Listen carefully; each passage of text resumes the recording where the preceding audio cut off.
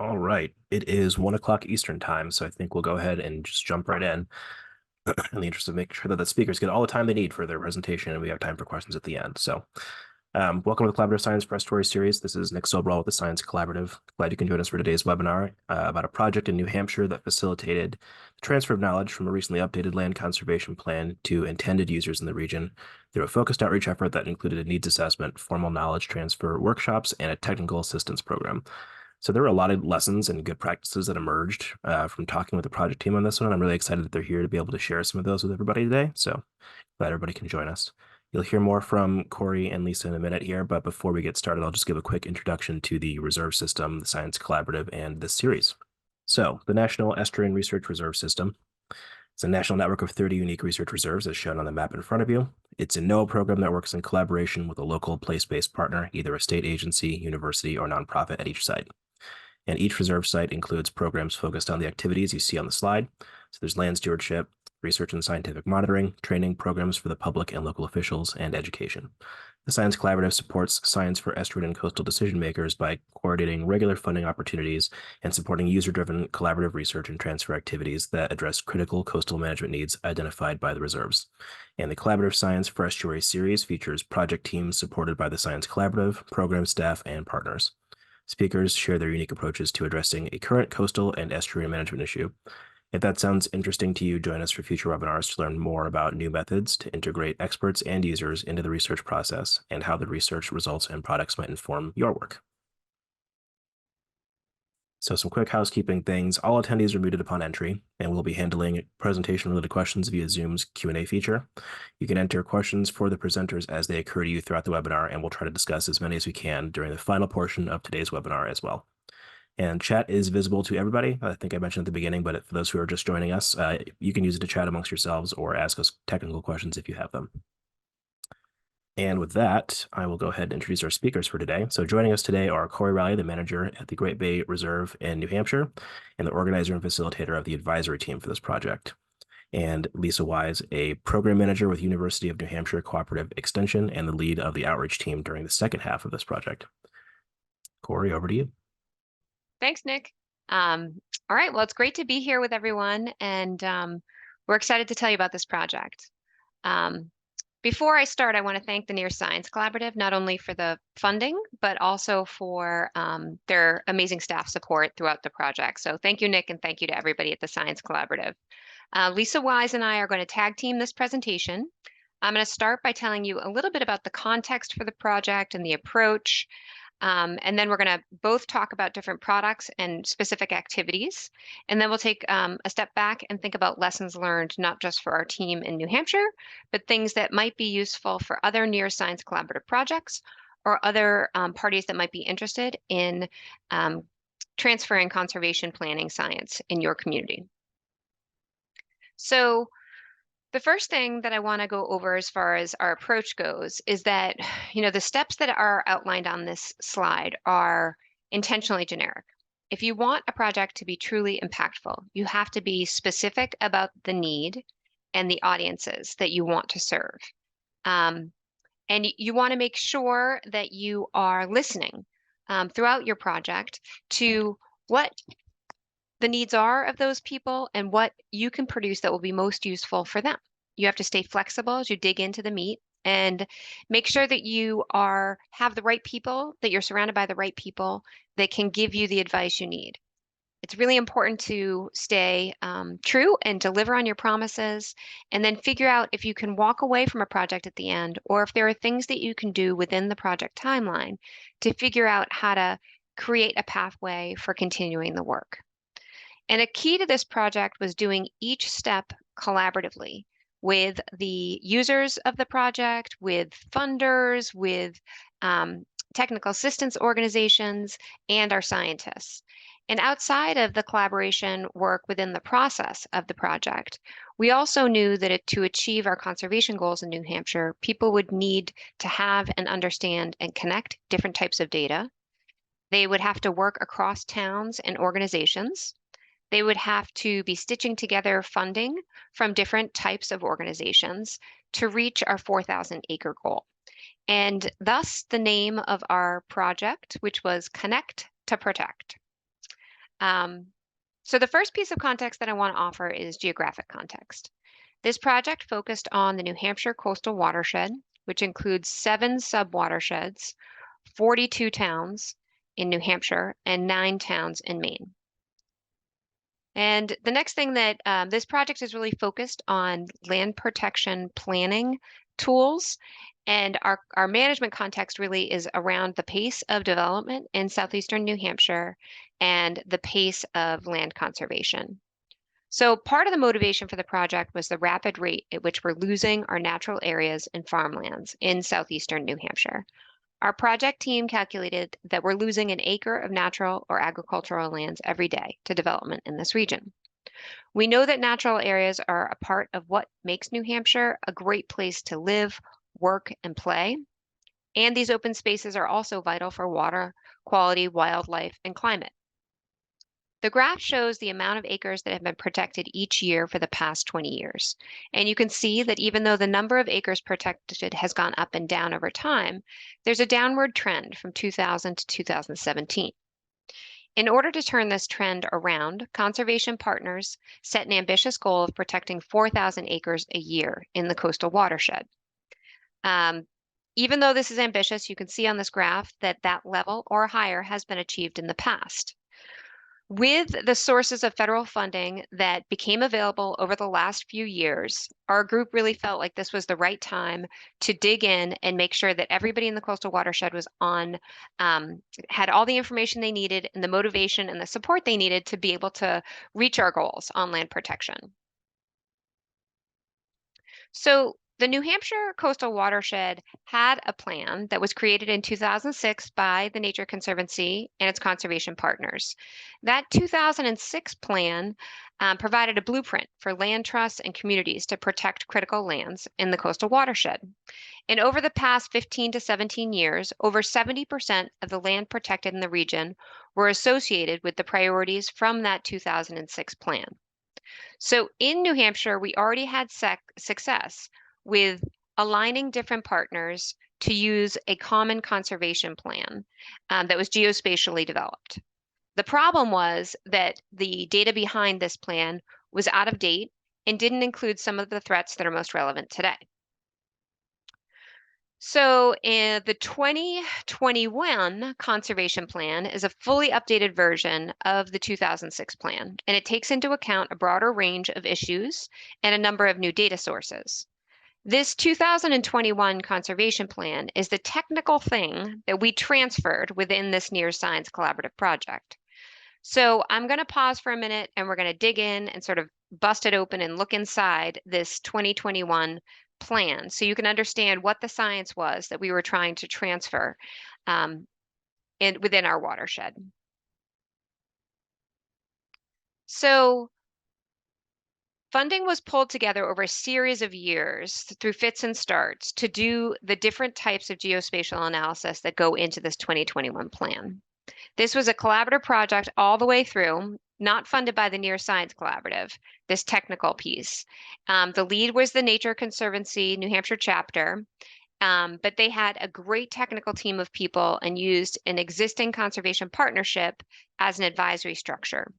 So this is a little bit of a summary, this slide, of the different ecological services that were considered when we were developing the conservation focus areas. There were a couple of different metrics and analyses related to wildlife and habitat, some for water resources, and also for climate adaptation. For water resources, we looked at things like where are the most important places for protecting drinking water or reducing pollution. For climate adaptation services, we looked at places that could help absorb floodwaters, both in freshwaters and in tidal areas. And we also looked at where salt marshes or other habitats threatened by sea level rise would have an opportunity to migrate in the future. And for wildlife, we looked at the updated wildlife action plan analysis from New Hampshire that looks at critical habitats and species of greatest conservation need. We also considered wildlife corridors and habitat blocks through a study that was done just a few years before this plan was developed, also by the Nature Conservancy New Hampshire chapter, and then the regional resilient and connected network that TNC has championed in the region. So just to kind of show you a little bit of what this type of thing looks like, this is our pollutant attenuation layer, which, as you can see, really emphasizes the importance of riparian buffers for water quality protection. We also then integrated flood storage and risk mitigation from both our tidal areas, which are those purple migration and salt marsh sort of absorption areas, and the red and yellow are mostly freshwater wetland systems that can help store floodwaters. We have important lands for public water supply protection. We have productive, versatile, and resilient agricultural lands. So this was a new thing that we brought into the 2021 plan that was not in the 2006 plan. As I mentioned, we incorporated updated state wildlife action plan maps, regional analysis from the Nature Conservancy on resilient and connected networks. And then this is the wildlife connectivity study that was also done in New Hampshire, which really looked at focal areas for wildlife and the corridors that they would need to be able to move between them. So the 2021 plan pulls all of this data together into one comprehensive analysis, using a careful system of making sure that things weren't double weighted and going through a process with partners to figure out how to weight different attributes. And that's how they came up with the plan. And within the plan, there are two types of priority lands that are called out. One is the map on the left, and that displays the conservation focus areas map, and that's what we were just discussing. Most of the resources that we just discussed end up in this the conservation focus area map, but we also wanted to pull out priority agricultural resources, and so those are sort of the yellowish hue dots on this map. So now that you know a little bit about the technical and geospatial analysis that was done, I want to talk a little bit about the actual transfer project. So transfer grants are one type of NERRS Science Collaborative grant where they provide funding specifically to transfer science from one place to another or from one sector to another. And so our desire here was to transfer this technical analysis to the people who have the highest likelihood of using this science. As the plan was being developed, the technical lead, Pete Steckler, who was working at the Nature Conservancy at the time, and the Great Bay Resource Protection Partnership, which is a network of land protection partners that I'll talk a little bit more about in a minute, knew as the plan was being developed that it would be really difficult to get widespread application of the technical pieces if we did not couple it with some really strategic outreach to communities, to land trusts, and to funders. So I was aware of this need because I'm a part of that land protection partnership and thought to myself, well, I think that maybe the NERRS Science Collaborative transfer grants would be a great opportunity to do this. We used a little bit of NERRS Science Collaborative capacity building funding in order to bring conservation partners and technical assistance providers together to really think about what this grant could look like and how we should develop our plan. And then we went for the transfer grant and we were awarded it. So throughout the capacity building grant, we dug into right at the beginning what we wanted people to do with the plan and what steps we would need to take to make sure we were assessing the needs and implementing outreach that was really specific to what our partners wanted. In addition to helping land trust communities and agencies decide which parcels to prioritize to purchase for land protection, we were hoping that the plan and maps could also align efforts across our different organizations and municipal boundaries, and that the maps could inform land use planning, master plans, natural resource inventories, and potentially be referenced when a land use board was considering a development proposal that might be in or adjacent to a priority conservation area. Because remember, all of this data is all geospatially organized. So you can click in and really dig into what the special ecosystem values are of sort of any parcel here that pops up as a focus area. So that's kind of what we were focused on for what we wanted to happen because of the transfer project. And then we had to think about, well, who should be involved and what their role should be. So I'm going to run through a couple of slides to talk about who was engaged in this project. This first slide is really the executive team, and we met monthly and kept the budget, the timeline, and the deliverables in mind throughout the project. And we were the ones that actually wrote the grant. We got a lot of feedback from people and had some meetings, but we were sort of the grant writers. Pete Steckler was the PI on this. He was a great project manager, which is a really important skill for any project like this one. And then critically, we had an outreach team, and this group was really focused on making sure that we had a great needs assessment that understood what the needs of the community were, and that we created products that were really specific and professional that could address those needs. So you can see that we had a couple of this expanded our group, and we had technical assistance expertise from our local NEP, from UNH, and from the reserve as well. We worked very closely with the Great Bay Resource Protection Partnership, both when we were developing the proposal and throughout the capacity building grant.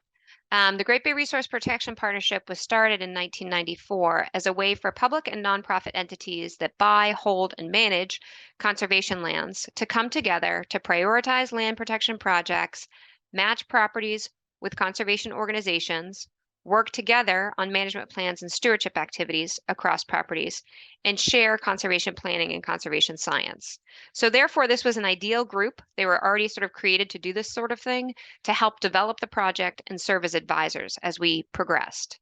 However, we knew that we also wanted to include partners outside of these regional conservation professionals. So the partnership was used as sort of this parallel advisory structure for the plan development itself, the technical piece.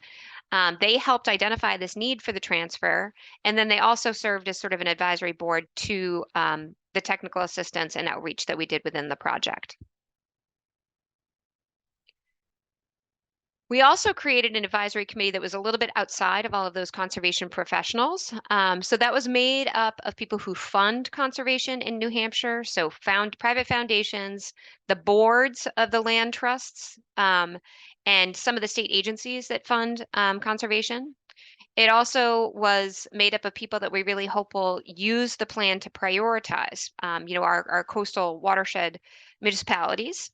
And also organizations that help promote or prop up conservation efforts in New Hampshire.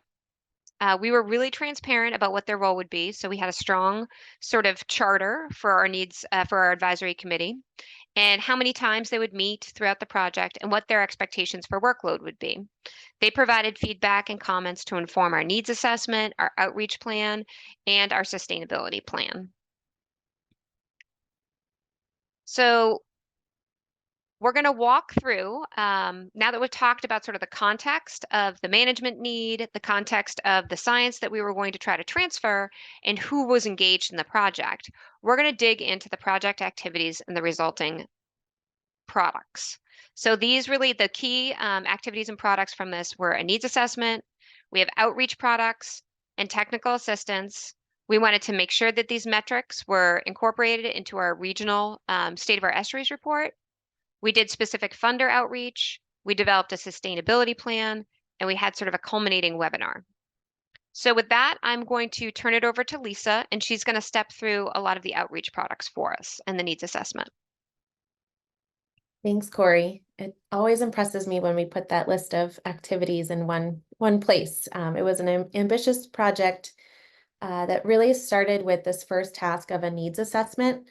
And this was really important to get a better understanding of end user needs related to actually using this 2021 updated coastal conservation plan, so that our subsequent outreach and assistance was really grounded in end user needs, and so we could best support end users. So our outreach team developed survey questions and a plan for distribution.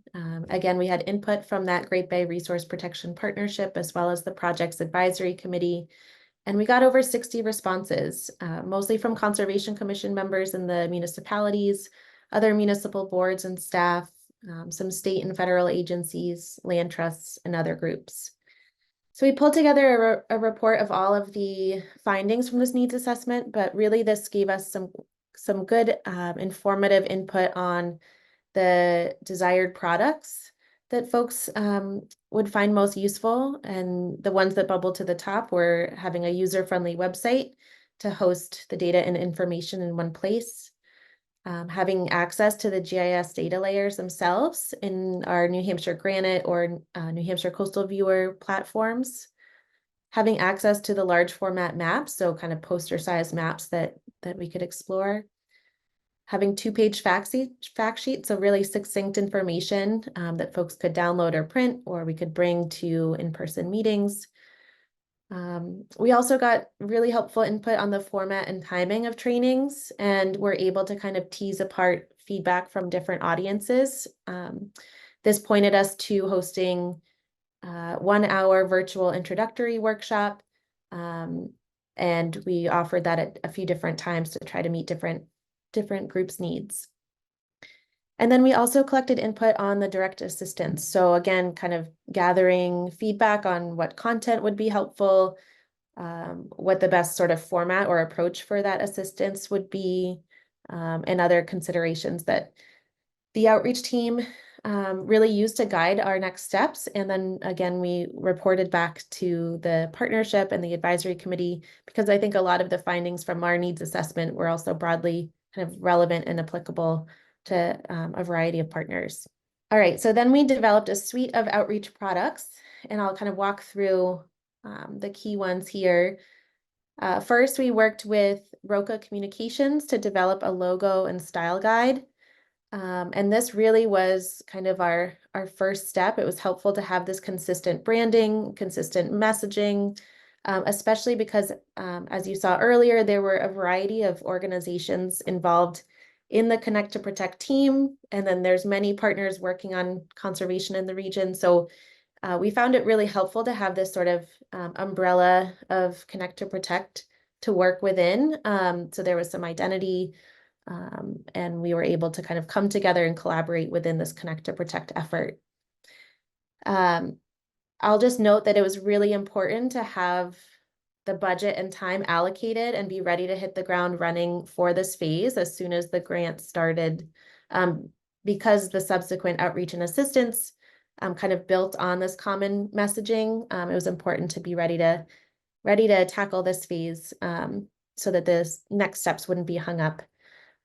It was also equally important to budget in some time and resources for those cycles of feedback with the advisory team and the partnership, so that we weren't just offering opportunities for feedback, but also had the bandwidth and the time to incorporate their feedback. So building on that kind of logo and branding, we built out the Connect to Protect website, connect-protect.org. This really served as our common landing page to host resources related to the Coastal Conservation Plan. And we tried to make the kind of organization of the website as clear and straightforward as possible so that folks could find the plan document itself, find the maps that they're looking for, and then also find a suite of kind of complementary resources as well. So again, we had input from the advisory team and the partnership on the overall kind of website structure and content. And we incorporated a beta testing phase with 10 end users to gather additional feedback before we sort of started rolling out the website. So we developed some kind of initial content for the website, and then it's also a place that we can continue to add content to, including examples of how it's being used over time. Pointing back to the needs assessment and what we heard there, we developed this 2-page summary that could be shared electronically or brought to in-person events to provide a really brief snapshot of the plan and this kind of consistent overview of how folks could learn more. And as you saw earlier, when Corey was walking through the many different data layers integrated into these maps, it can take a while to kind of digest and walk through what the maps are showing. And so we wanted to provide this. We recorded like a 6-minute video on how to actually read and interpret the maps because they do take a bit of unpacking, and wanted to make sure that we were not just providing the maps, but supporting folks to understand the information and use them in their own work. So again, having the maps at the municipal scale and the subwatershed scale, and providing these additional supporting resources to actually kind of translate and interpret the maps. In addition to these kind of static PDF maps that we have, showing those conservation focus areas and the agricultural priority areas, the GIS data for those layers can also be accessed through our New Hampshire Granite Clearinghouse, as well as the New Hampshire Coastal Viewer, which is our online mapping platform for the region. And so our outreach team developed kind of step-by-step instructions for accessing and using the data layers through the New Hampshire Coastal Viewer, again, based on what we heard from the needs assessment, that it would be great to have access to these GIS layers and be able to explore them through the Coastal Viewer, but also acknowledging that the Coastal Viewer has a lot of data layers in it. And so finding the specific coastal plan layers, we really wanted to make it as straightforward as possible to kind of point people to that information, and provide some examples of how they might use those layers. So we had all of these products pulled together for the Connect to Protect website and associated resources, and we wanted to start making people aware that these resources were out there. So to kick this off, the outreach team hosted a series of 3 overview webinars. These were those hour-long virtual intro webinars that were preferred according to the needs assessment results. And again, we offered them at a few different times of day to try to reach different audiences, knowing that we also had, we had land trust staff in mind, as well as board members who oftentimes are volunteers. We had municipal staff in mind and municipal volunteer board members. So having a few different times of day was helpful to meet different needs. And then we also recorded a 20-minute version of this presentation to make the content available for folks who weren't able to make the live webinar itself. And then we used that webinar evaluation survey to collect further input that informed the subsequent technical assistance program that we were planning, and also gather ideas for future outreach topics. So we really had a lot of kind of touch points and opportunities for input with our audiences. After these kind of intro workshops, these webinars, the outreach team emailed all of the folks who registered for those and invited them to apply for technical assistance to support their use of the coastal plan. For the initial round that we offered last year in 2023, we received requests from 6 municipalities and 2 land trusts. And we're now in the midst of a second round of the assistance, working with 7 additional municipalities. Each of these requests kind of looked a bit different, and different communities have different needs. But overall, the assistance has kind of followed this process where we work in teams of 2 outreach team members collaborating to support each municipal group or land trust group through understanding the maps and figuring out how they might use them. And so this was a helpful approach, both to kind of share the workload between 2 people and also to provide multiple perspectives and different types of expertise. So we started with kind of a half-hour initial scoping call to discuss the goals and context in greater detail, and talk through the best way to provide this assistance. And then we typically followed that with an in-person meeting where we really walked through the poster size maps to dig into what the focus areas were showing for their community, and thinking through ways that it could be, the information could be used in their planning and decision making. And then we followed that with sharing the suite of resources we developed through Connect to Protect, or other resources, other relevant examples, and kind of followed up as needed. So each of these has looked fairly unique, but throughout the first round of assistance last year, the outreach team met about monthly to share what we were learning from these these projects and to work through questions and challenges together. And for that second round, we were really able to kind of fine tune the assistance offering and provide some examples building on that first round. Just to share kind of a couple examples of what that technical assistance has resulted in, we have supported communities to either update an existing or develop a new checklist for conservation priorities. So a couple of towns we've worked with already had this sort of checklist that helped them prioritize conservation. Many don't have that, but through this assistance, learned that that was a tool that they could develop. And so we helped integrate the 2021 plan into those checklist resources to, again, help align local prioritization of conservation with those regional priorities to the extent that there's intersection there.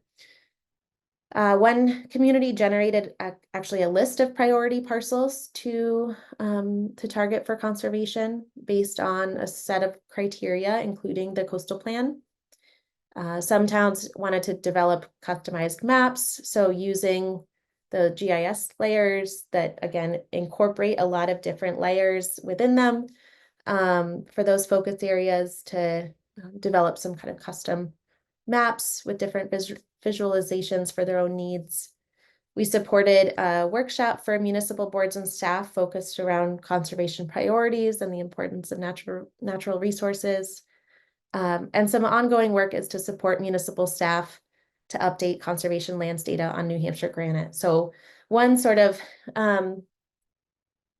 maybe not unexpected, but adjacent outcome of bringing these large maps to municipalities was the recognition that the conservation lands data layer on New Hampshire granite was out of date. It's kind of a perpetual challenge, likely everywhere, but definitely in New Hampshire. And so we, as a result of kind of encountering that, that need to update the conservation lands data, we've been able to follow on with some additional resources to support the actual update of those records and the data layers, particularly when thinking about prioritizing future conservation. It's really helpful to know, what's already been protected, so that you can kind of build on those protected areas and get a better handle on remaining gaps and priorities. And I'll pass it back over to Corey. Thanks, Lisa. So, so one way, as we've stated before, we had this big picture goal of 4,000 acres, and we had updated focus areas or geographic places where we wanted to focus those efforts. And one way to make sure that the new plan was embraced by partners across the watershed was to formalize those new focus areas as a target for the conservation metrics in our State of Our Estuaries report. This is a report that's produced by our local National Estuary Program every 5 years. And before 2023, the State of Our Estuaries used the 2006 Conservation Plan focus areas as a metric. So they would report on total acres that were conserved in the watershed, and then they would also talk about the percentage of these focus areas that had been conserved. And so one of the explicitly stated goals of this project was to make sure that our local NEP sort of embraced these new focus areas and used them as the way to measure our conservation progress as a watershed moving forward. So this was great. It was very easy. They're wonderful to work with. They were a part of our outreach team. And we were thinking that it would happen in the next iteration of our State of Our Estuaries, but there was a report released during the middle of this project, and they worked with us to get that done. And so the State of Our Estuaries report that was released last December does have these focus areas as a part of their metrics. And this will have a lasting impact in the watershed, which is great. Another sort of goal of ours when we started the project was to make sure that we weren't just working with communities and land trusts, but we were really kind of clearly getting the buy-in of funding organizations, because we wanted people to look at, oh, this is a part of the 2021 New Hampshire Coastal Watershed Conservation Plan, and say, oh, I know that I can trust that, and that that's a real priority that has a lot of buy-in. And so we we really wanted to make sure that this funder audience had what they needed to be able to trust the product as well. So one of the we did zero in and have a few phone calls and focus groups with funders to say what would be useful. And so we created 2-pagers for the funders, and we also did we did 2 webinars that were specific for funding organizations. So they were structured a little bit differently, again, based on teased out information from the needs assessment. And it was really a way to kind of tailor the information specifically for the funders. We also tried to, we had representation on our advisory committee from some of the funding organizations as well, just to make sure that they were really linked into the project throughout. And then one of the final products that we'll talk about is our sustainability plan. So Lisa touched on a couple of things that is probably common to other projects that have a chunk of money, which is you have a group of people who have some resources to work on a project. You develop products, whether it's a website or a map or a study that you want people to use, and then the project's over and what happens. And so we wanted to be really intentional about like how we could make sure that the projects and the products that were a part of this transfer grant had a shelf life beyond the 2-year funding. And so throughout the project, we were careful to collect lessons learned that were very specific to all the products and our efforts, and also really kind of called out any information about what we didn't do in this project that maybe we should have. So we spent time as a team thinking about what we did, what we learned, and what we should do next. We have a pretty comprehensive report of next steps, which is what this screen grab is about, with very specific actions. And we actually have an internal version of this that talks about potential resources, organizational commitment, ideas for where we might get funding if we need it. And since this was collaboratively developed, we had our whole project team input on it, and we had our advisory committee and the Great Bay Resource Protection Partnership all sort of dig into the sustainability plan to get buy-in.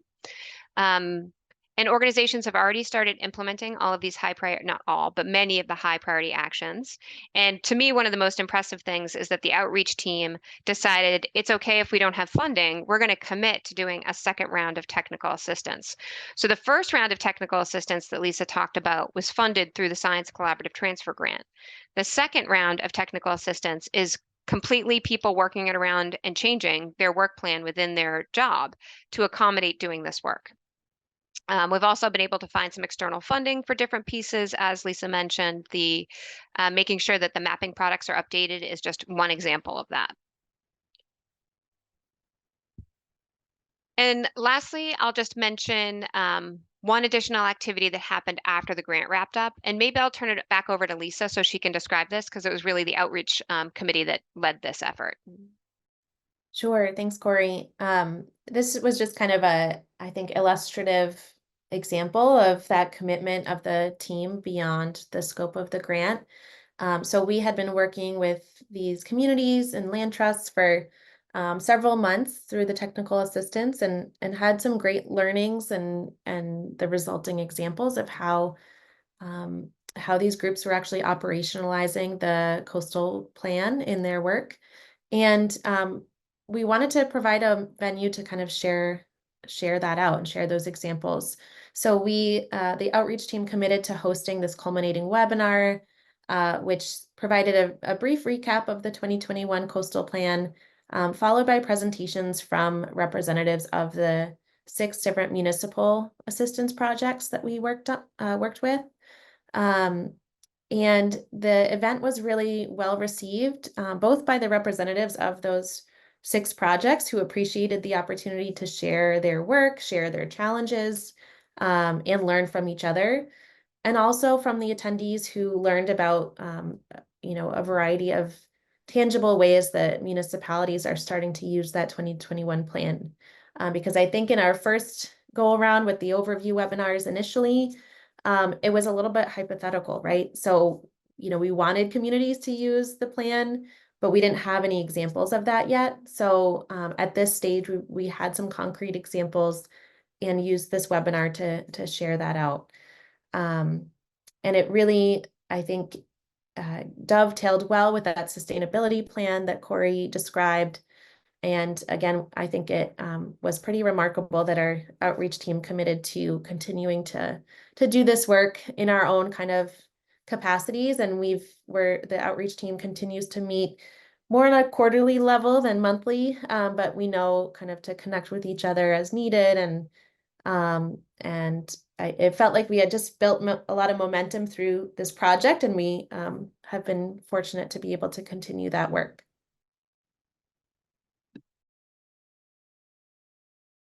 Thanks, Lisa.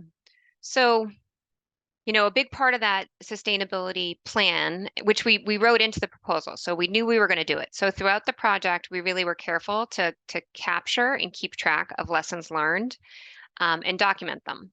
And so the topics on this slide are just, a few illustrative examples. For more, you can actually dig into the plan itself.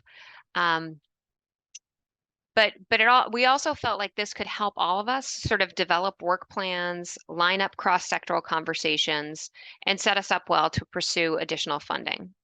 I will admit that I did something similar to a sustainability plan in a previous NERRS Science Collaborative project, but it was really more like a brainstorm at the end of the project, and it wasn't really built into the project the way that this sustainability plan was.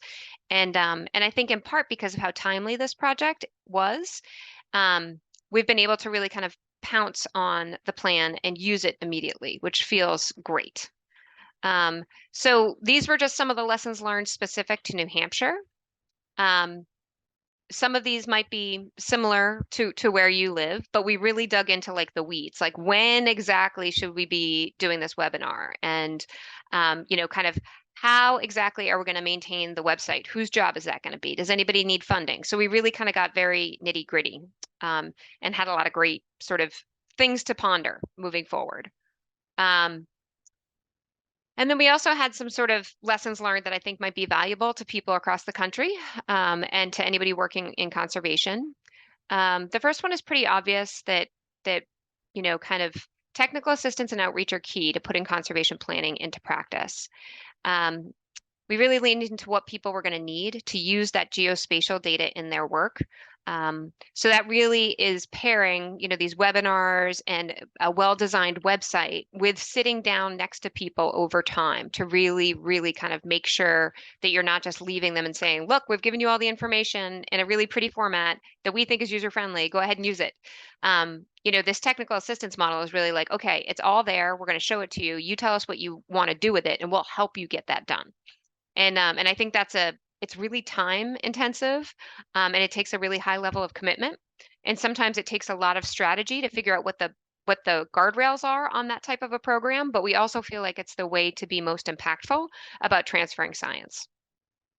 I'll also just mention that our sustained partners dedicated to advancing conservation in general were really kind of critical to this project. And I think it's really that shared goal of increasing the pace of conservation that led to a team that wanted to continue to work on the project. I don't think that would have happened if it was a different type of science project, but people are so committed to making sure that we see this increase in conservation that that was, and we really kind of brought people along throughout this project, that people really believe in the plan.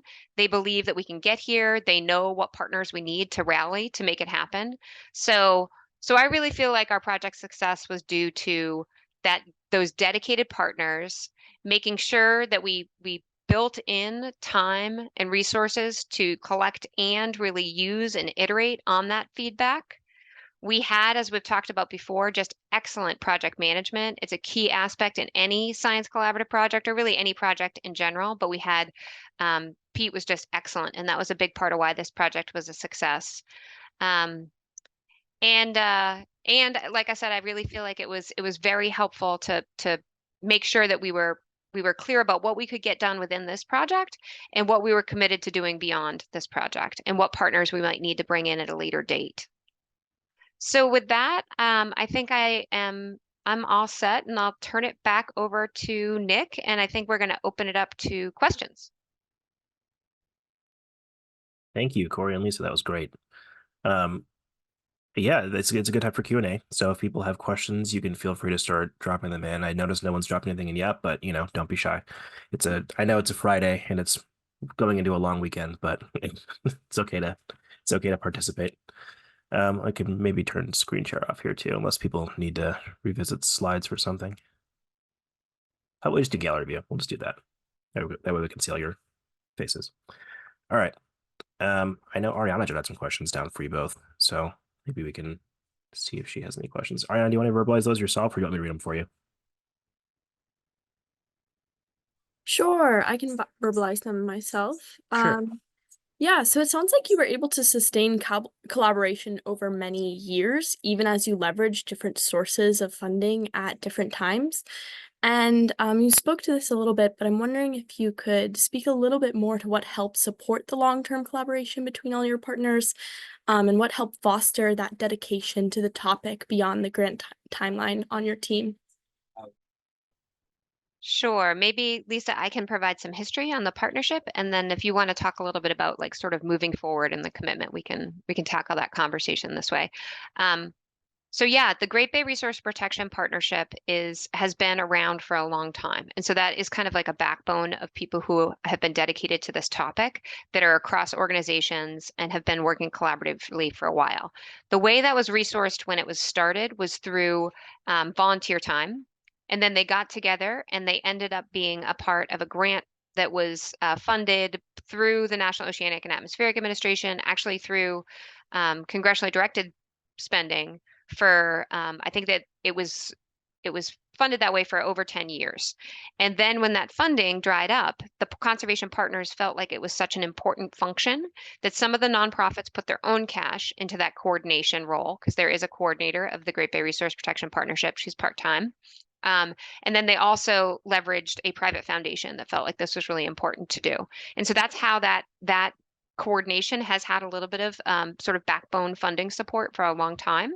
But I'll also say that just in New Hampshire, the way our organizations work together is really collaborative and is almost it's we work together a lot to do planning, to implement projects, and so it's a little bit of a natural for us to come together in this way and collaborate, especially in the idea generation. Would this be useful? Would you need funding? It's very rare that an organization applies for a grant only for themselves in New Hampshire. It's like almost always like a joint project where you're pulling in experts from other organizations. So that's sort of history, maybe. And then Lisa, what do you think contributed to sort of people being dedicated beyond the scope of the project? Yeah, great question. And I think there are a lot of factors here. I think having that foundation of the partnership and a lot of history of collaboration was key.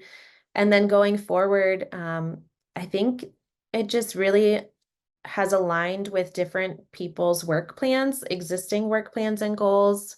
In coastal New Hampshire, there's a lot of organizations focused on natural resources and conservation and protection and municipal planning, a lot of different ways to incorporate this information.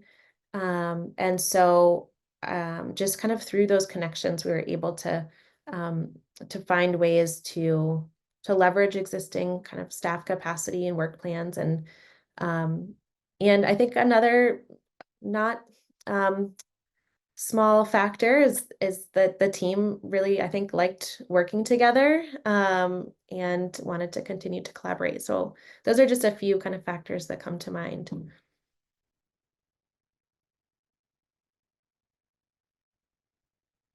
That's great, folks. I see we have another question in the chat here. How do you work through turnover of partners, especially given the volunteer nature as well as dependence on grant funds? I think it's a good question.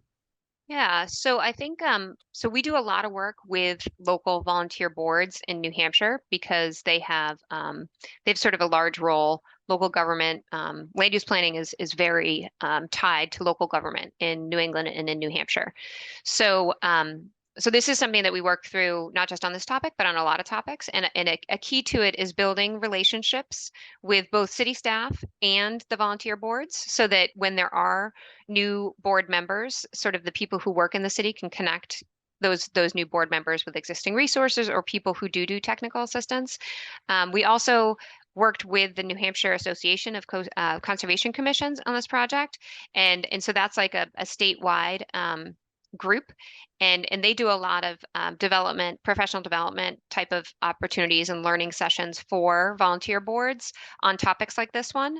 And so we partner with them to offer the webinar. And that's one of the reasons why in the sustainability plan, it's like we know we want to offer this webinar at least once a year to capture those new volunteer boards that come on throughout time.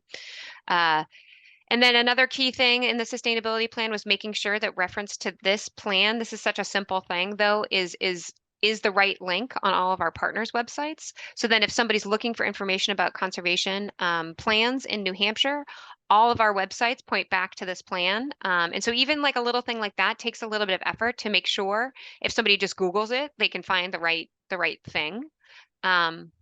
The dependence on grant funding, I mean, so there's a couple of partners who are a part of the project and a part of the sustainability plan that that have sustained, kind of hard funding. And so it's really a matter of building that into to what they do. So the Great Bay the Great Bay National Estuarine Research Reserve, our coastal training our coastal training program coordinator, Lynn Vaccaro, was a part of the outreach team, and I was a big part of this team, and neither of us had any funding associated with this project. We just know this is important, and so we're going to do it. And I think that that's true for our NEP partners. There's a couple of people on the project who didn't get funds from the grant to work on it.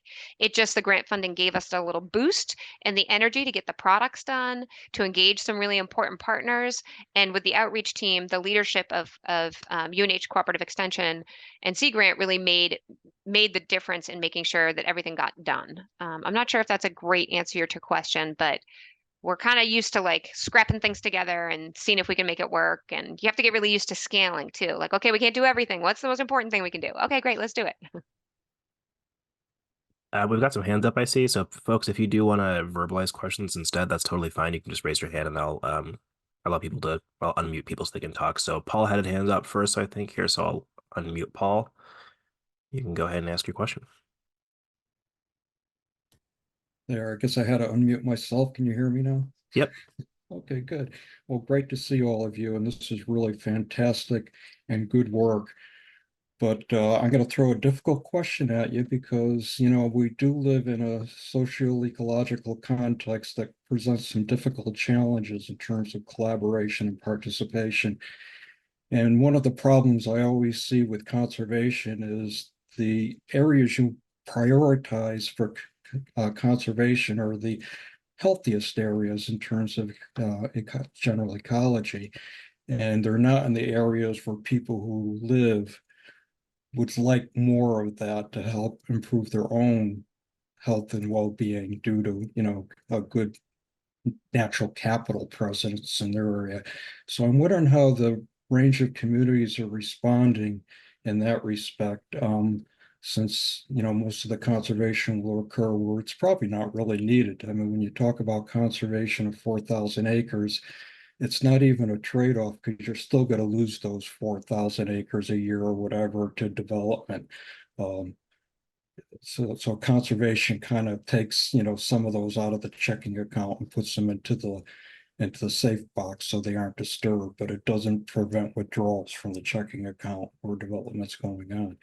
So, how can we put these pieces together to, make sure there's an equitable distribution of the ecosystem goods and services that come from conservation areas and make a lot more people happy? And I know this is a difficult challenge, and I don't have a solution, but I thought, you might have some ways to get people on board, and maybe from some of the responses that communities say, yeah, we'll strongly play with this, or participate in this, or we won't. Thanks, Lisa, Paul. you can start. Yeah, go Yeah, ahead. I'll start just with some pieces I'm hearing from communities and well, first, great question, Paul. Thank you.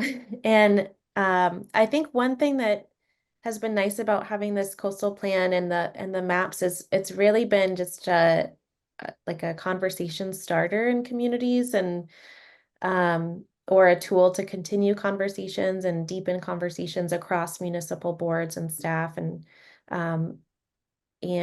we we certainly kind of started with conservation commissions, but oftentimes the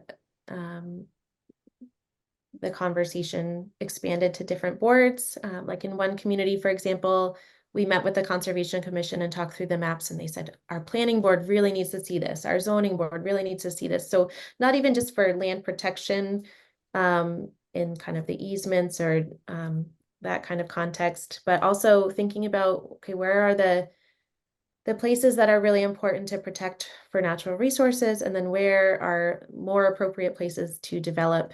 And more towns are doing kind of build out analyses and, you know, always updating master plans. So it kind of, I think having this updated resource can pair well with those other municipal planning efforts that, you know, because it limited resources, it's impossible to conserve and protect everything, but we can be thinking about prioritizing land for different purposes and different reasons. So kind of rambling to say, I think it just I think it had even broader, the plan and the maps have broader uses than just informing conservation priorities, but also being kind of a conversation tool to convey the importance of certain areas, to review these priority areas when development proposals are in front of boards,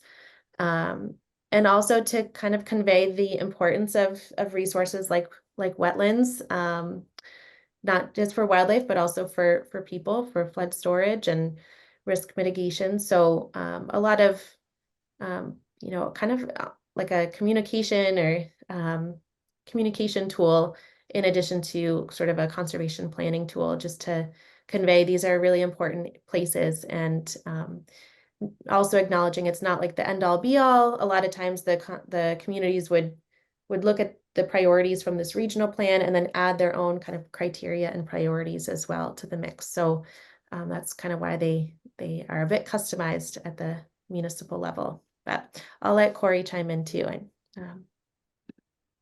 Yeah, I mean, I think Paul, this is you know this as well as I do. I think one of the things about this project is it really is a regional plan. And we acknowledged going into it that local communities may value some places that don't pop out on this plan for reasons that didn't make it, you know, into the regional prioritization. Like it could be a really important recreational area, or a really important for because it's next to a school and it provides fresh air for kids. So this plan was really specific to either ag or conservation values. But we also, in the outreach, acknowledge that sort of our technical assistance can help combine, and most of the checklists do actually, these regional priorities with whatever is locally important. There have been a lot of interesting conversations recently too about how to integrate conservation, food sustainability, and housing in New Hampshire. And I think that kind of starts to get at what you're talking about too, is like, how do we're not going to stop, you know, kind of, I don't think the goal is ever to like stop development altogether. So it's really about like, how do you direct uses in places where things are most appropriate? And so the key to this plan is really trying to find those places that are just so valuable ecologically that it would be wise to protect them. And not surprisingly, a lot of them are in floodplains, are freshwater wetlands, are places that actually are not great to develop anyway. You know, so it's been kind of it's been interesting to really dig right into those data layers to take a look at that. The ag lands, I think, are actually the most vulnerable when you look at the two data sets, just from a development pressure perspective. So I'm not sure if we totally answered your question, Paul, but hopefully we got a start. No, am I still live here? Mm-hmm. Yeah, no, you know, you really did as good a job as anyone, but I think you're right. It really comes down to, you know, the historical nature of planning, zoning, and the lay of the land now. And there's some things you just can't fix anymore. But maybe we can do, I think as Corey was just saying, you know, instead of just prioritizing all the most ecologically sound areas, we might want to think about urban green space working areas that are critically important to the local community, because they don't have much of that and they could use every acre they can get. And I think that's as high a priority as a place where, you know, out in the sticks somewhere. So good work. Keep it up. And I think we'll continue to have these conversations and try to grapple with these situations. All right, folks, we are over time. Thank you to Corey and Lisa for joining us, and thank you to everybody who asked questions. We love it when the Q&A session has so much engagement. If you did have a question that didn't get answered, you can feel free to either email me directly or drop into the exit survey, which will open automatically as soon as you leave the webinar. So if you have a question that didn't get answered or something occurs to you after the fact, feel free to drop it there and I'll pass it along. But again, thank you to everybody for joining. Enjoy your long weekend. You know, this is interesting. We don't usually have webinars on Fridays, but this is fun. It's a good way to end the week, I think. So thank you all. Thanks. Thanks all. Thanks for coming, everybody.